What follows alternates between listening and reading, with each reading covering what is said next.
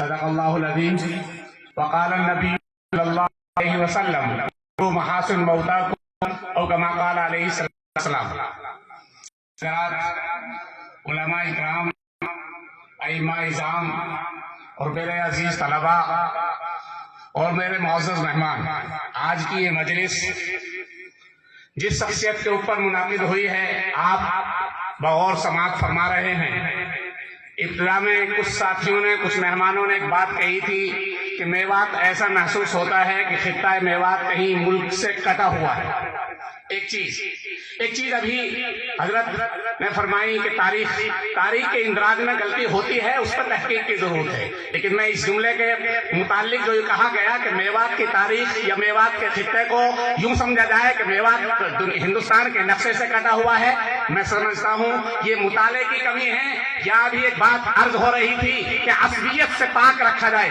میں تو یہ سمجھتا ہوں کہ میو قوم سے سارے لوگوں نے عصبیت کی ہے سوائے خاندان الیاسیہ کے. اس خاندان نے میوات کو ابھارا ہے، اس کی نسبت پر آج پوری دنیا میں میوات کو جانا جاتا ہے. میو قوم، میواتیوں کو آج اگر دنیا میں سمجھا جاتا ہے، دنیا کے دوسرے ملکوں میں تبلیغ کے نام پہ جانا جاتا ہے، میواتیوں کو جانا جاتا ہے. عصبیت کی نظر سے قطع تعلق ایک محبت کی نظر سے جانا جاتا ہے، وہ تبلیغ کی برکت ہے. اور اسی خاندان الیاسیہ کے چشم و چراغ رہے ہیں یا انہی کے اسی خاندان سے استفادہ حاصل کر حضرت مولانا عبدالسبحان ناٹولوی جو استاد میوات ہیں، جو معلم میوات ہیں، جن کی ابتدائی تعلیم بنگلے والی مسجد میں ہوئی ہے. بنگلے والی مسجد کی تاریخ کو دہرانا چاہیں، مولانا اسماعیل صاحب کاندلوی، مولانا محمد کاندلوی، مولانا الیاس کاندلوی، مولانا محمد یوسف کاندلوی کے حالات کو دہرانا چاہیں اور میوات پر ان خاندان کے احسانات کو گنانا چاہیں.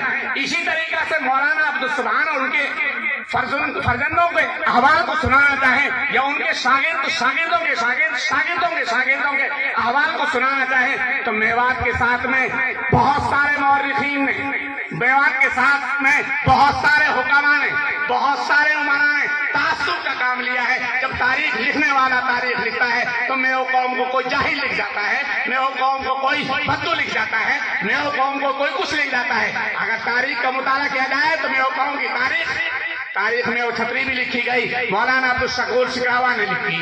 آج کے نہیں، جو مولانا اسماعیل صاحب کے شاگرد تھے، مولانا عبدالسبحان جیسے مولوی محمد کے شاگرد ہیں، ویسے ہی پہلے شاگردوں میں مولانا عبدالشکور شکراوا وہ مولانا اسماعیل کے شاگرد تھے.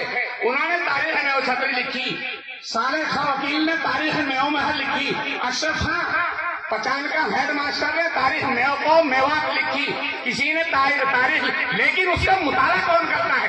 آج کو نوجوان کو ابھی ایک بات آ رہی تھی، میں کہہ کے ختم کر دوں کہ لوگ کتب پینے کے بجائے کتب موبائل بینی میں لگے ہوئے ہیں. کتب پینے کے بجائے موبائل بینے میں لگے ہوئے ہیں. تاریخ مطالعہ کرنے کی فرصت کہاں ہوئی ہے؟ اور رہا شخصیات کا تذکرہ، بہت اچھی بات ہے. میں ان نوجوانوں کو یا ابنائے ندوہ کے دوسرے ساتھی جو بھی ہیں بڑے مبارکباد کے مستحق ہیں. انہوں نے مولانا عبدالسبحان پر لکھی اور ہمارے ساتھیوں نے، دوسرے ساتھی جو رہنمائی میوات میں کام کرتے ہیں، انہوں نے حضرت مولانا اسحاق صاحب پر بھی نمبر لکھنا شروع کیا. اس سے پہلے مولانا قاسم نمبر لکھا، اور اس کے بعد مفتی عبدالرشید کا نمبر لکھا جا رہا ہے. لیکن مطالعہ نہیں کرتے ہمارے لوگوں کو اپنی تاریخ پتہ نہیں ہے. ہم تو چاہتے ہی ہیں، ہماری اصلیت تو کسی سے نہیں ہے، لیکن ہم سے اصلیت برتی گئی ہے. مغلوں نے ہم سے اصلیت برتی، بابر نے ہم سے اصلیت برتی، بلبل نے ہم سے اصلیت برتی، پہلے بادشاہوں نے ہم سے اصلیت برتی، اور پھر انگریز کا دور آیا تو انگریز نے ہم سے اصلیت برتی. اور اب انگریز کے بعد 47 کے بعد جو حکومت کام کر رہی ہے، میوات کے ساتھ میں سوتیلا برتا وہ بھی کر رہی ہے. میوات تو بہت کچھ ہے، میوات بہت کچھ ہے، میوات میں شخصیات ہیں، میوات کے استاد کے اوپر لکھا جا رہا ہے. میں تو چاہتا ہوں کہ ہمارے نوجوان تمام بڑی شخصیتوں پہ لکھیں. اللہ کرے کہ دوسرے لوگوں کو میوات کے ساتھ اصلیت برتنے سے محفوظ رکھے. اللہ ہم سب کو عمل کی توفیق نصیب فرمائے. اسی کے ساتھ میں اپنے پروگرام